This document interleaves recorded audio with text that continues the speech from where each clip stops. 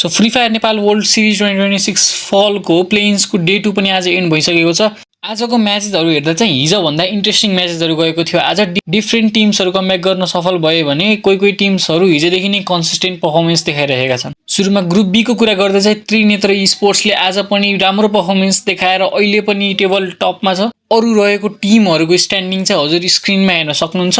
होराको कुरा गर्दा चाहिँ हिजो 7 मा फिनिस गरेको थियो भने आज 5 मा फिनिस गरेपछि एकदमै राम्रो गेम डोमिनेसन देखाएको थियो। होराले किल्स चाहिँ धेरै नै निक्लेको थियो, तर प्लेसमेन्ट पोइन्ट्समा चाहिँ केही गल्तीहरू भएको थियो होराबाट। यो प्लेइन्सको म्याच हो त त्यस्तो सोच्नु पर्ने र बिग्रियो भन्नुपर्ने केही छैन। अब मेन म्याचेसहरू त अब बल्ल सुरु हुँदैछ। अरू सिएमईको कुरा गर्दा चाहिँ आज सिएमईले निकै राम्रो प्रस्तुति देखाएको थियो दुईटा बोयाको साथमा। टिम लाभा र मन्त्र चाहिँ अहिले 11 र 12 पोजिसनमा छ। भोलि चाहिँ कमब्याक गरेन भने यो टिमहरूले भोलि यिनीहरू डाइरेक्टली इलिमिनेट हुनेवाला छन्। अब ग्रुप ए को कुरा गर्दा चाहिँ आज पनि ड्यासले उत्तिकै कन्सिस्टेन्सीको साथमा गेम देखाएको थियो। केटीएमले आज निकै नै राम्रो कमब्याक गर्यो लास्टको गेम्सहरूमा।